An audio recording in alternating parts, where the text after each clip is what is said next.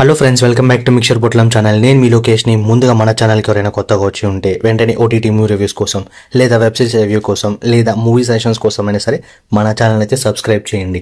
ఈ రోజు movie review వచ్చేసి G5లో తెలుగులో రిలీజ్ అయిన identity, starring Trisha and Tovino Thomas గారు.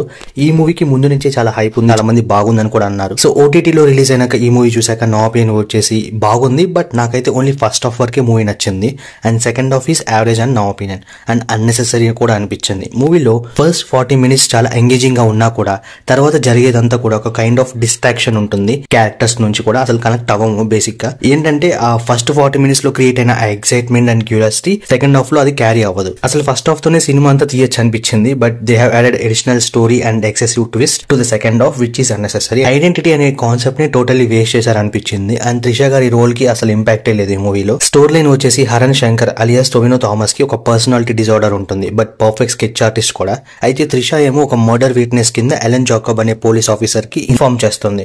విచిత్రం ఏంటంటే ఆ విట్నెస్ చేసే ప్రాసెస్ లో తనకి ఫేస్ బ్లైండ్నెస్ అనే డిజార్డర్ ఫామ్ అవుతుంది. సో తర్వాత కిల్లర్ ని ఐడెంటిఫై చేస్తుందా అండ్ ఆ ప్రాసెస్ లో హీరో ఎలా ఇన్వాల్వ్ అవుతాడు అండ్ ఈ మర్డర్ వెనకాల ఉన్న చైన్ ఆఫ్ డార్క్ సీక్రెట్స్ ఏంటి అండ్ లాస్ట్ కి ఏమైందని తెలియాలంటే ఈ మూవీ చూడాల్సిందే.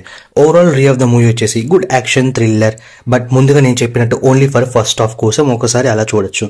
అండ్ మీరు కూడా మూవీ చూసాక మీకేమనిపించిందో please do comment and thanks for watching.